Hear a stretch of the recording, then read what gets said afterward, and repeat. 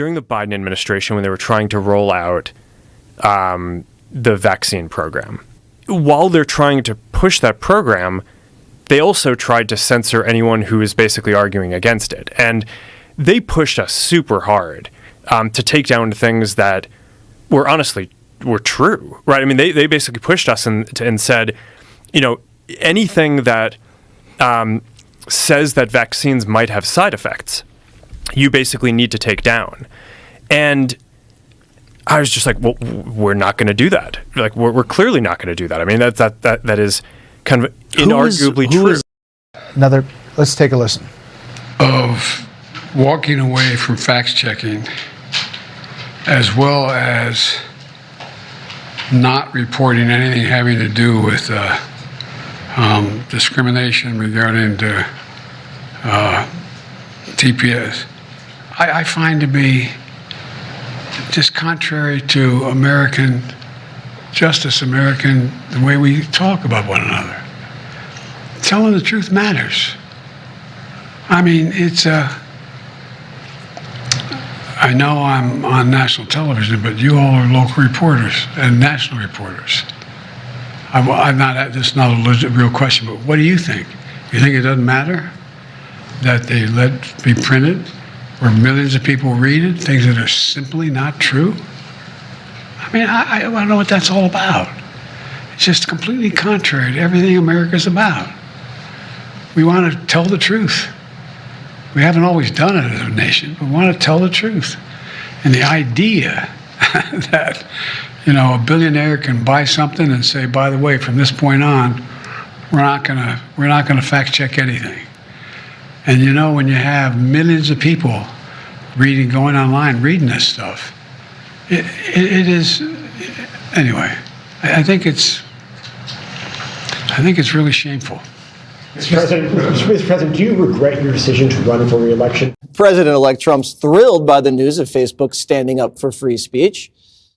I watched their news conference, and I thought it was a very good news conference. I think they've come a long way. Meta, Facebook. I think they've come a long way. I watched it. The man was very impressive. Do you think he's directly responding to the threats that you have made to him in the past? Probably. Yeah, probably. Meta is also improving ties with Trump by tapping his ally and UFC CEO Dana White to join its board. Of where we are and whether this is good or bad going forward. I mean, he said fact checkers have been too politically biased in the past, which is extraordinary because he hired them. Yeah. But is it possible to have these fact checkers and it not be biased one way or the other? Well, I mean, look, you can see what's happened to X under Elon Musk. They adopted this approach. And what's happened on X or Twitter, I mean, I still call it Twitter, but X, is it is now a cesspit. Let's just be honest about it. Its audience has plummeted, both in the United States and Britain. Its profit margins have collapsed. And if you go on Twitter now, you have to wade through, I'm just going to be honest about it, a lot of neo-Nazis. And when I say neo-Nazis, I know some people go, oh, you just throw neo-Nazis around. No, I mean actual neo-Nazis. A load of just rampant disinformation and lies. And the problem is, in a democracy, if disinformation and lies just run rampant, unchallenged, it isn't good for democracy because people don't know what's real or not. So I think just look at Twitter and then you can see what's going to happen to Facebook. But the problem is that I don't like disinformation, guess what? And I'm not keen on lies. The problem is that those people who acted as a ministry of truth, as in the fact checkers, weren't giving us the truth or the facts. And that's what's been admitted.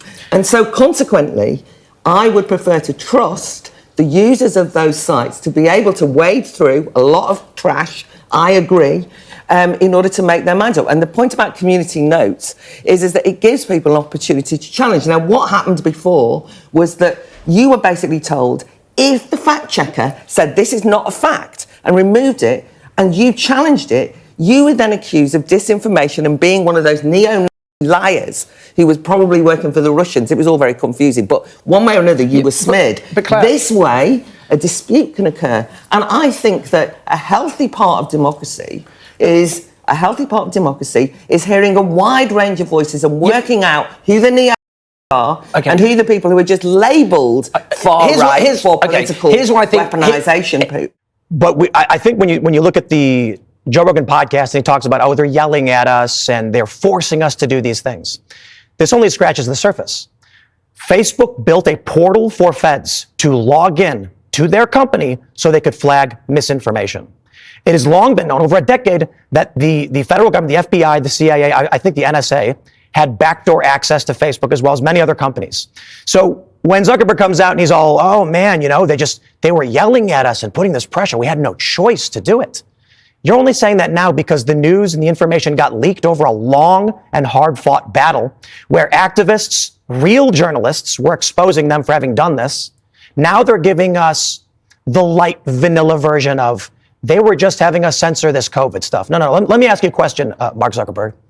Eric Ciaramella, do you remember that name? Yeah. Yeah, this is one of the guys involved in whistleblowing on Donald Trump for the false impeachment against him related to Ukraine.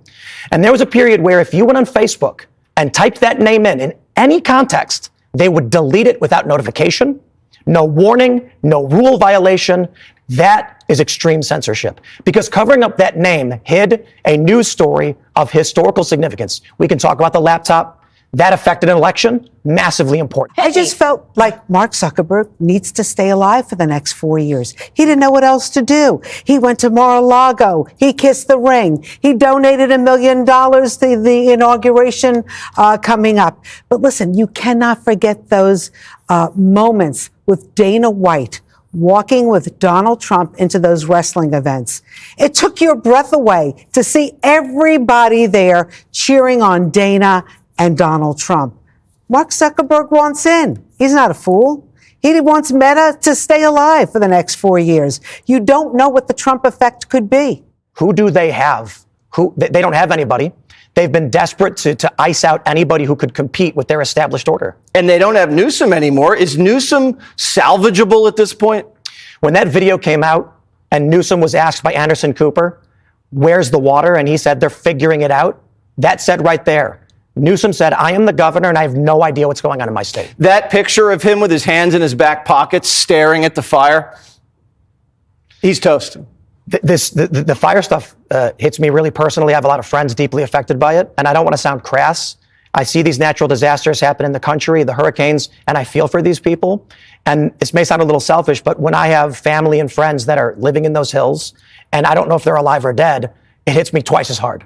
And I know it shouldn't, but it is personal. So I get really offended by the callousness and the apathy coming from the government there. And it's only now that all the tide has turned that he feels safe to say what he cooperated with the government to do, which was to censor you and stifle your First American right. And he's crying like a little baby on a podcast because he got cursed at by somebody in the administration. Oh, my staff got yelled at, and you didn't stand up for them.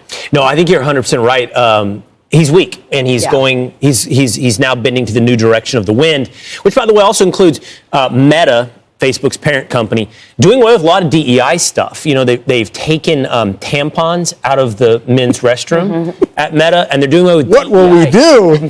They're doing away with some DEI. This is a memo leaked from Meta. On hiring, we will continue to source candidates from different backgrounds, but we will stop using the diverse slate approach. The practice has always been subject to public debate and is currently being challenged. So they're doing away with DEI initiatives. But also not just for employees. Like you think DEI, they're DEI to hire someone, but they were also favoring contractors who were of different. So it's much bigger than you think. And they're saying we're going to start sourcing from any American who has the best price and the best deal, as opposed to any company that, is run by a Hispanic or black person. And it does breed incredible suspicion, because then, go back to the fires, you look at these people and, take the fire chief, for example, the first woman person that's, I don't know, anyway, whatever.